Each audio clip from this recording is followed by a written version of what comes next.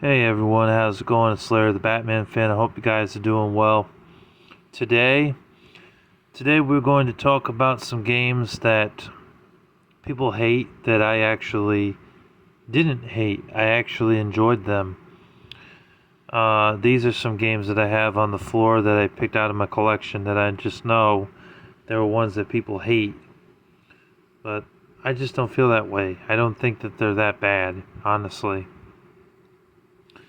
I'm doing this old school look, like, because years ago this is the way I would film it, without like showing my face, you know. But I'm just, nostalgic right now, so that's why I'm filming it like this.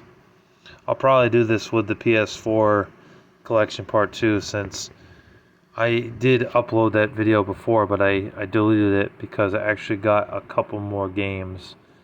Um, excuse me, I still have to buy Near Automata and Wipeout because those two games were games that I actually want from my PS4 collection. There's also a Ninja Turtles game that I would like to have as well, but I don't have that on my PS4. And it's actually kind of pricey for some reason. Anyways, let's go ahead and get started. We have Zelda 2 Adventures of Link. This was a recent pickup. I picked this up a couple weeks ago with one of my paychecks off eBay. I got it for really cheap. I got it for around $20 or less. Maybe it was 15, I forget. But it was cheap because of the condition. It's a little beat up here on the sides. Anyways, so this is a action RPG. Some people consider it more of an adventure game. Zelda franchise. But out of all of them, this seems to be the one that's the black sheep out of all the Zelda games that they made over the span of like 35 years or so, or 30 years. But I don't think this game is that bad, honestly. I don't understand the problems that people have with it. I get that it's challenging. I get that it's frustrating as hell, especially when you get to this one part of the game where there's this giant orb that you have to hit like 80 fucking times. Like, that was bullshit, and there are some pits that you can fall in by a misjumping, but overall, I don't see the problem with it. I like the story of it. I like the music. The music in the game is still memorable to this very day for a game that came out over 30 years ago, or 35 years ago, I mean. Yeah, the walking around in the game works. The controls are good. The environments are interesting still. I mean, they don't look as good graphically because this is an NES game. But, I mean, for its time, it was mind-blowing. It was better than the Atari and the Intellivision, which came before it. So it's nice that, the graphics were nice for its time, I mean. There's a lot of leveling up and stuff like that in this game. That's why some people consider it a action RPG, because it isn't a turn-based RPG like Final Fantasy.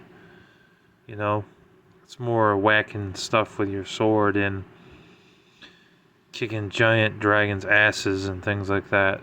So it's a good game. I don't understand the hate behind it. It really shouldn't have that hate. There was an overlay world, like when you're in that part and you hear the music playing. That was a bit annoying because sometimes the enemies will catch up to you when you're trying to get from point A to point B, and then when you get into that side-scrolling aspect, sometimes you could just jump over the enemies and be out of that situation with no problem. And other times you got to fight those enemies, so it's kind of pointless for that to happen a lot in the game, in the overhead world. Very annoying. But, overall, it's still a good game on NES, and I don't know why people like to complain about it.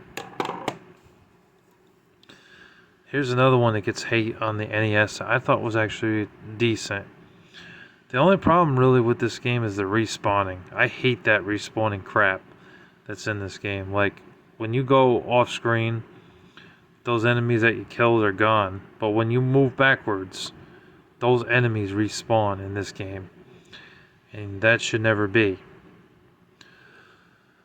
It really shouldn't. There's no point of that. You know, and there was some jumping in parts of the game that was a bit frustrating too. I also don't understand why a turtle can't swim. But overall, this is still a pretty good game. It's still playable. It's still enjoyable. Yes, it's hard, but hardness in games is not a bad thing. It's usually a good thing. You know, I mean, when a game is hard, yes, you can get frustrated and mad, but at the same time, there's levels of frustration, and it depends on that level of frustration. It's not on the level of frustration as, say, Ghosts and Goblins or that Maximo game on PS2. That game really pissed me off. And Ratchet and Clank Tales of Destruction. That one or two of the Ratchet and Clank games really annoyed the shit out of me with its difficulty. But it's really not a bad game. It's a side-scrolling beat-em-up game, and it's competent enough, and it plays well enough. So I don't know why people talk shit about this game, because it's really not that bad. Next up we have is a Wii title. It's Red Steel. This game, I don't know what it is about it, but people seem to think this is like the butt of all jokes. Like,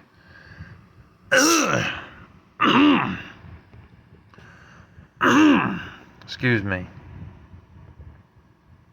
They seem to think that this is a really bad game. I mean, yes, this game came out in 2006, I believe, or 2007. Yeah, 2006. So it came out the year that the Wii launched. So the Wii was trying to find some first-person shooter games on the Wii. And really, this and Far Cry was all there was for a while, until games like Marines Modern Urban Combat came out, Call of Duties, you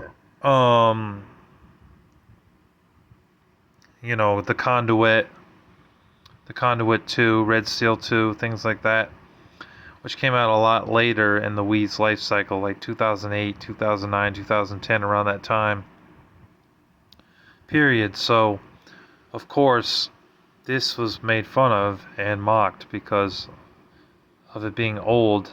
But not just that, because they really couldn't get used to the motion controls with the game. When walking, you're also holding your gun. And there were some parts in the game where you actually do sword fight. It doesn't give you the option to use your gun. You can only use your sword to defeat the enemy. And you can spare the enemy, or you can kill the enemy, depending on how you want to go about the game. The levels are long enough, though, and drawn out. And the premise of this game is basically a guy, some Chinese dude, trying to save his girlfriend from a mob. Because that's the girlfriend, by the way. Because she's kidnapped, you know. It also had a multiplayer in this game, up to 4 players, which was actually quite impressive for its time. I mean, yes, later on they had a multiplayer for some of the Call of Duty games on the Wii. Oh yeah, and there was also GoldenEye. That had a multiplayer. It was actually pretty damn good as well. But, you know, I just don't understand the hate behind this game. I mean, it plays well enough. Like, the controls and everything are good. You know, the graphics for the Wii could have looked a little bit better. And I get that there is a little bit of lag. But this is not a terrible game. Like, some people say, this game is terrible. I hate this game. I despise this game. Well, I'm sorry. I'm kind of like Pete Dorr in a way, because I actually didn't mind this game. I thought it was pretty good. It did well enough. The shooting in it sounds good. You can hear the sound of bullets flying everywhere. And the storyline is basic, but it makes sense.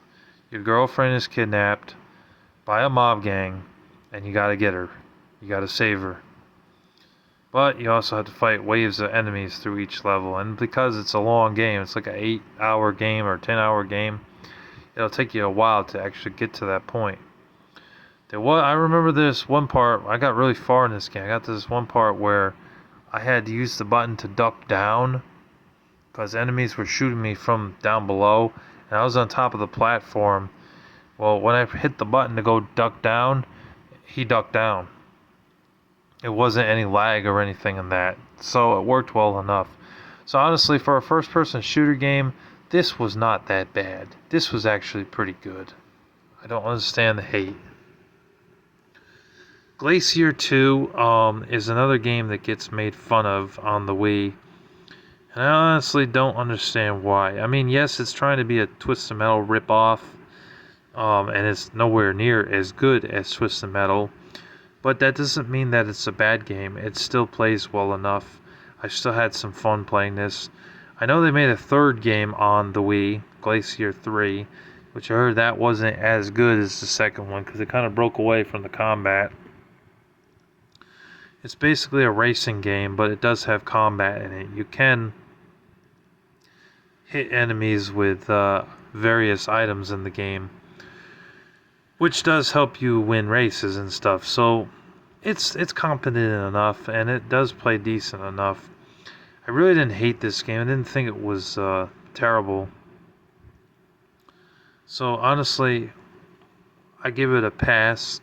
I have talked about it on the Wii. It isn't a great game, but it isn't dog shit either. It's decent. You know, it plays well enough.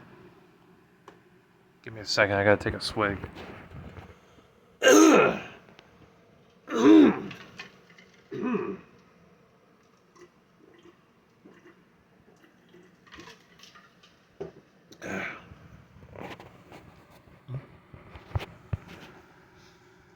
The next game on our list that I feel gets a lot of hate, and I don't understand why, is Avatar the game. This made my top 15 best licensed games because the graphics looked good, the gameplay was fun, you know, and they did this game well. They did it justice. I was blown away by how this game played. But yet, there are still some people out there that said this was a horrible game. Do not buy this game. And I honestly don't understand why, because it plays well. You get to ride the dragons in the game, or whatever they call them. I only saw bits and pieces of the Avatar movie. I didn't see it all the way through. They used God's Name in vain in it, which was a turnoff for me. But there's no denying that the movie was very profitable. And the game, I guess the game sold well enough, but a lot of people were pissed at the game. They said, oh, the game sucks, the game's trash, the game is horrible, the game doesn't play good. Why? Why do you think that it doesn't play well? I don't understand why. Because when I played this game, I actually had fun. The whacking the enemies and the combat system in the game was not convoluted. It was not frustrating. Riding the dragons or birds in the game was actually pretty fun. And it controlled well enough. I mean, I didn't like the hitting the X button or the square button, you know, dodging shit. That was a little annoying, but overall, I didn't mind this game. I didn't think it was bad. I liked the graphics in the game. The gameplay was fun for an action game or action adventure. You know, I don't understand it. I just don't understand the hate behind this game. For a licensed game, this is one of the best licensed games that I've played. I honestly don't understand the hate. And this game's on Xbox 360 as well. And surprisingly, it's on the Nintendo Wii, which I did not know. If you had asked me back in 2009, I did not know this game was on the Wii, but it was released on the Wii, which is good because the Wii needed more titles that were actually worthwhile instead of shovelware garbage. Because, in my personal opinion, the PS3 and the Xbox 360 were stronger consoles compared to the Wii. But, yeah, overall, I don't understand the hate behind it. It's really not that bad. Here's another one that gets hate, another first-person shooter game. It seems like a lot of the T for teen first-person shooters get hate. They, the only reason they're not M for mature is because they don't have a lot of swearing in them, and there's no sexual themes in the game or sexual content.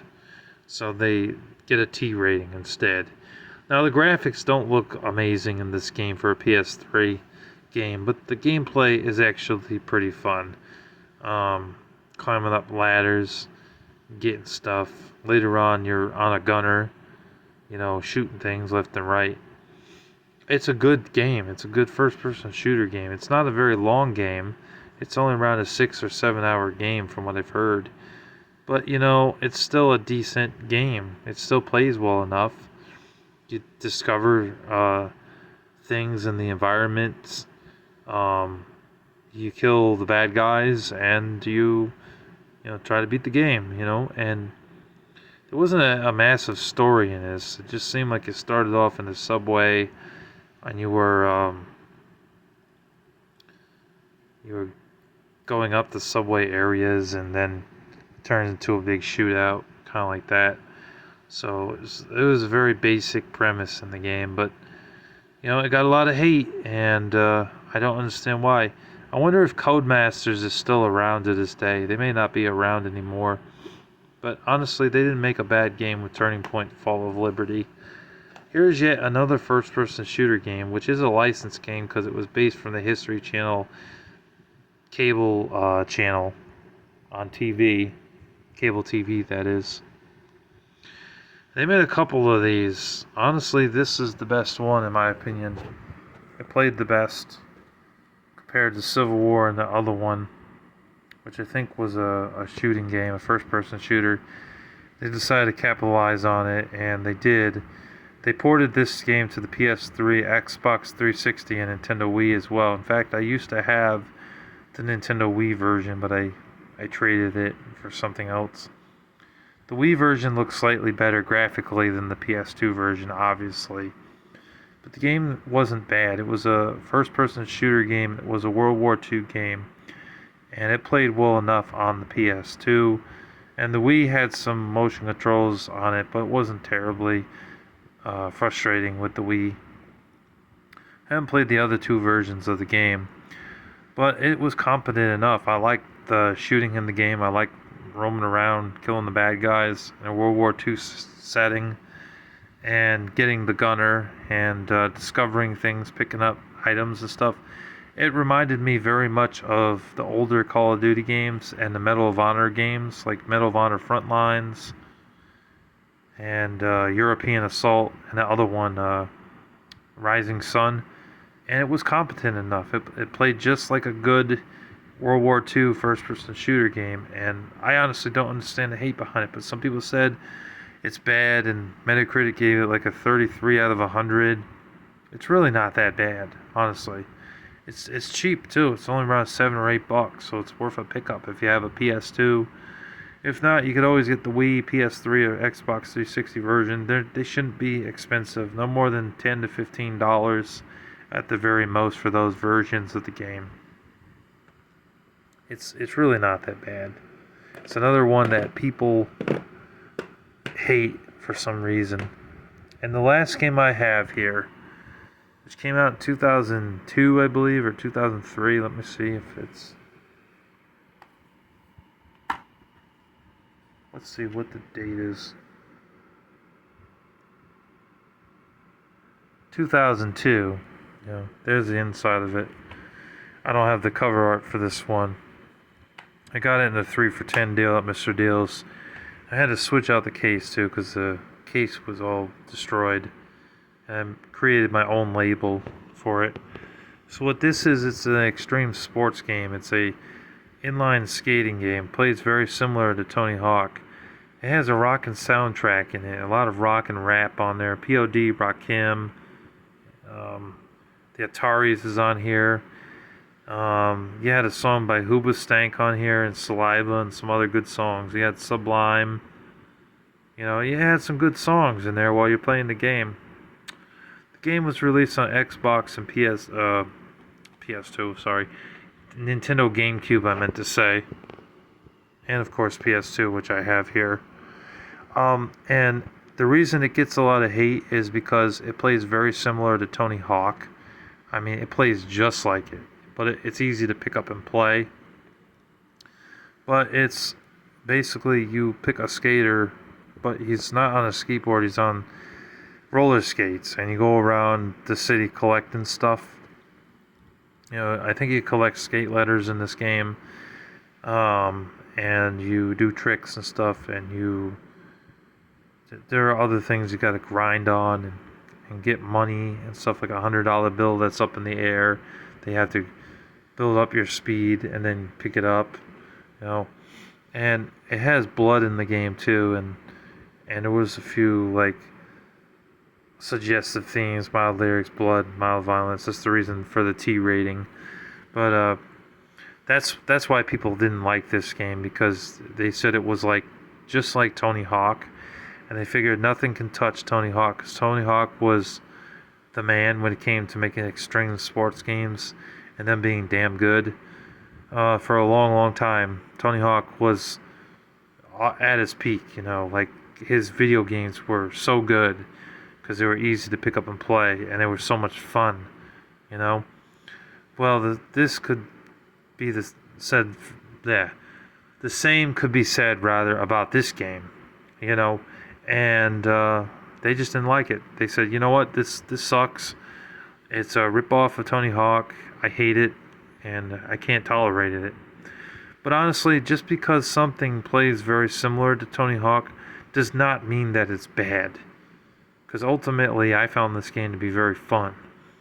Unlike Skate, where the Skate video games were not fun because they were more realistic. You know, they weren't simplistic, they were more realistic. See? That rhymes.